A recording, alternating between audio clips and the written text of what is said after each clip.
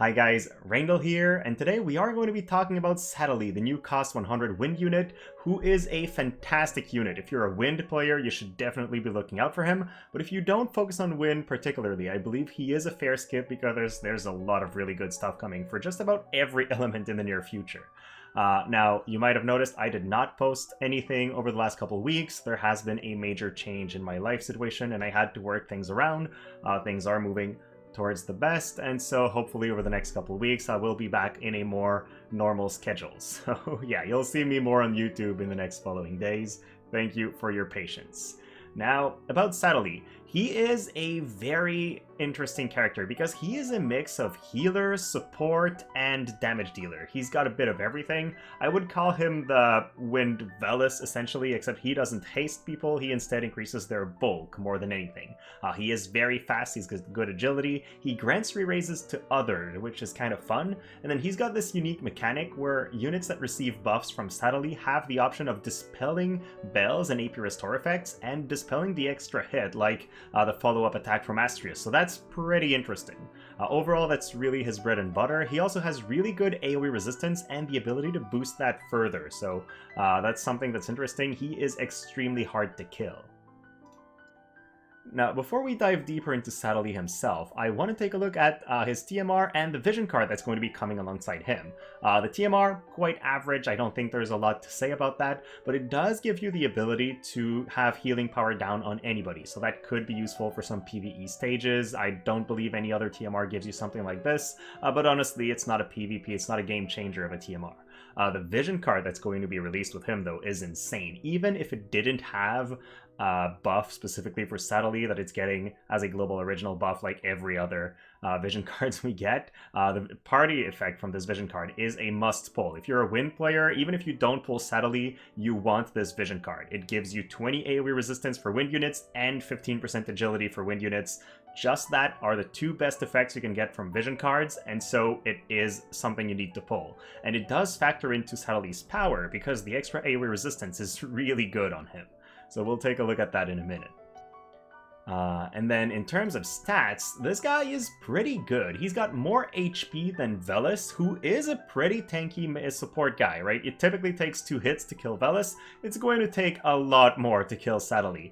If you look at his current defense and spirit, he doesn't have a lot compared to Velis, but if you factor in the passives that Sadali has, he actually becomes a lot tankier, and he's really hard to remove from the board. His magic score is very, very high, but he won't have as high damage as any other mages because his passives are going to tone down his damage, so you can expect him to slowly hit enemies and kill them over multiple hits, but he's not the kind of guy that's going to come in and one-punch enemies. That's not his design. He does have a decent amount of luck, but mostly he's got guaranteed hits in his kit, so he doesn't need the luck as much as some other characters to be able to hit reliably. Outside of that standard 3-move 1-jump, he does have the ability to move that to 4 and 2, which is a little bit better. And then his only real weakness is to strike, and as we know, strike essentially doesn't exist as a damage type, so that's also a really good thing in his favor. Now, onto his passives, and I think since he has the Devout job, he has the option to increase his defense and spirit by 15 while decreasing his damage, and that is something I almost always want to pick. The reason is this guy, he will make your team win by making the rest of your team not die. That's really mostly his design. He is not the guy that's going to nuke down the enemy team and remove enemies from the board. He does have damage, he can do it, but it's not his main asset in my opinion. So making him harder to kill is really good. I don't want my backline support to die in a single hit, like I see some other supports like Yuna, for example, currently dying very easily. So that is one I would always pick, and then depending on what you need, the extra agility and decreased casting time can be very important because most of what Sadali does has a cast time, and then just playing faster is generally good. But if you're fighting a bunch of mages, you could go for some extra spirit with using Blessing of the Earth Spirit, so I guess pick whatever fits for you, but it's going to be among these 3 passives in my opinion.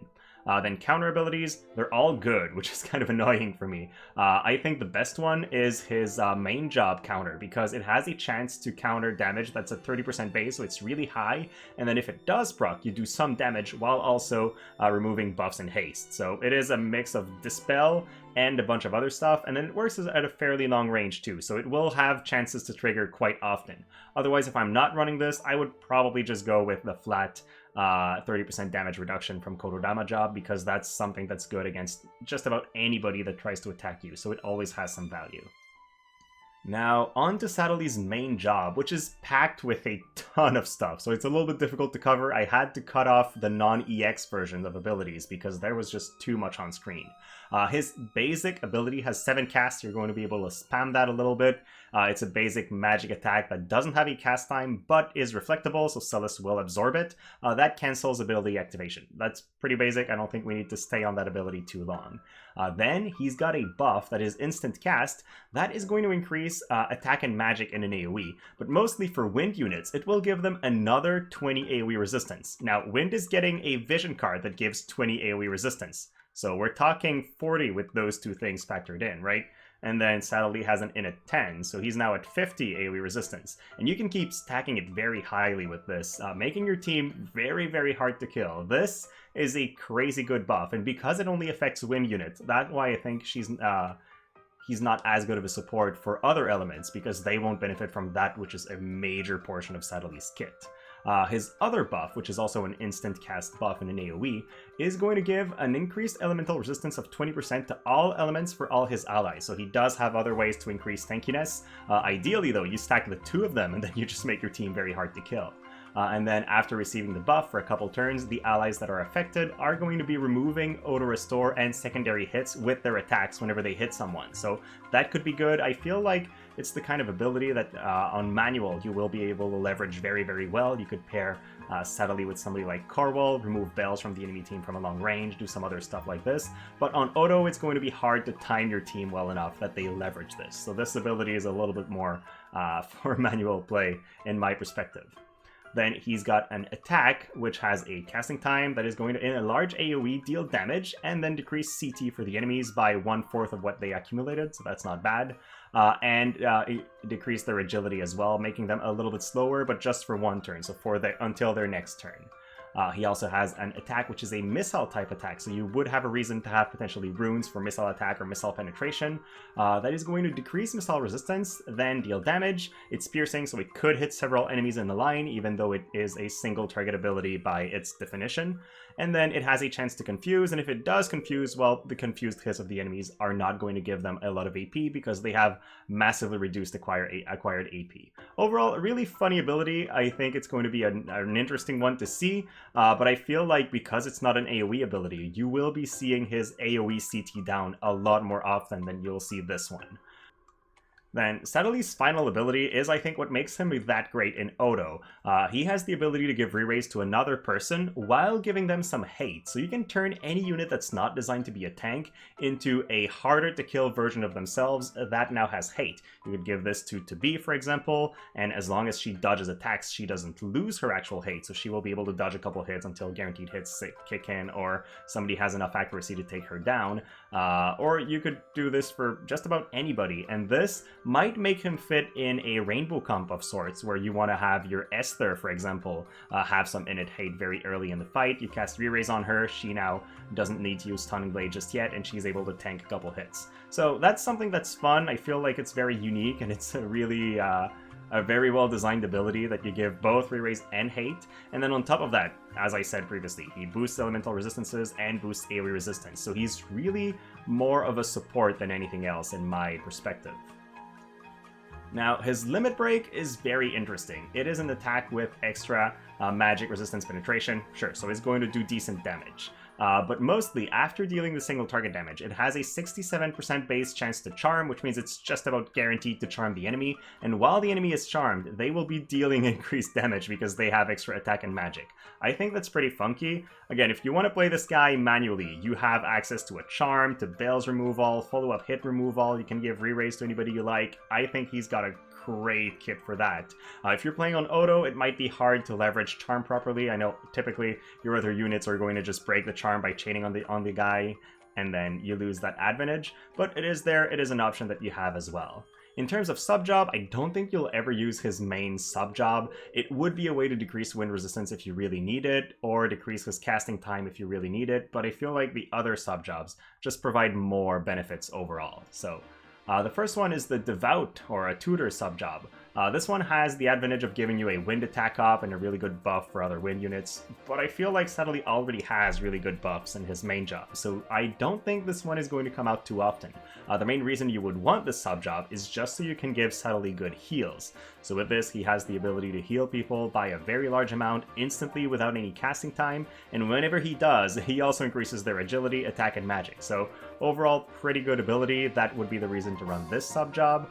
The one I would run more often though is the Kododama job, because this gives him the extra move and jump that is so good in some scenarios, and the guaranteed hit of Unevadable Pain. So if you need him to do damage for some reason, or if there's one pesky evasion unit remaining on the enemy team, he will have a tool now to deal with them. So that's really good. It also gives you the option of not building your Sadali towards accuracy, and so he can have more bulk, which I really like. With that said, let's look at build, and I was talking about bulk. This guy has almost 10,000 HP, so 9,400 HP. 101 agility is pretty decent. He's got 1,300 magic, which is also not bad. And then 48 defense, 29 spirit, some good resistances in terms of elements, including positive resistance to ice, which is really good. 55 slash resistance. He's going to be really, really hard to take down, especially if you factor in that this build also has 30 single target resistance and 40 AoE resistance before his buff. Once he increases AoE resistance further, it's going to be 60 for himself. So yeah, he can be very, very annoying and hard to remove if you build him that way. Now that was using more of a tank build. You could go for more damage by using Bahamut or Typhon as an Esper instead of that. There are a bunch of things you could change around. You could give him more accuracy by replacing the survival vest I'm using by an Alexandrite ring, for example. But I feel like that's a good baseline to build your own Sadali the way you want him to. And then the runes I've been using are the ones you see here on screen. So on the defensive side, I have HP set, that's going to give him HP and luck passives, and then I figured ice resistance passive would probably be good because wind has a weakness to that element, and outside of that, slash, magic, and missile resistances because they're just very common damage types that come in very often. On the offensive side, I would probably run a magic set or an agility set if you need him to go faster, but I feel like he doesn't have a lot in the means of magic resistance penetration or spirit penetration, so giving him some of these tools via his runes is a good idea in my opinion. So that's the rune set I would be running on him. And then finally, should you pull for him? It's a really tough question. If you're a wind player and you try to build wind teams, try to leverage them very often, like I play wind a lot, I am definitely pulling for him. In my mind, it's a no-brainer. He definitely takes the wind element one step further. However, if you're thinking of pulling him because you would put him in your lightning team or in your water team or something like this, then I think you should not do that. I feel like Velis is a much more much better multi-element support that's going to give you haste, which is always good, and then heal more while giving AP. I feel like, yeah, if you want a rainbow support and you already own Velis, you don't need Sadali, and if you don't own Velis, then don't pull for Sadali. Just wait for a good Warrior of the Crystals rerun that hopefully we're going to get in the future, and then get Velis during that time, and you'll be better served. But this is it. This is what I had to say about Sadali. Let me know your thoughts. Are you going to get him, or am I the only crazy guy that's saved up enough to get him and his vision card as soon as they're released? Thank you so much for watching, guys, and I'll be back shortly with another video. Have a great day.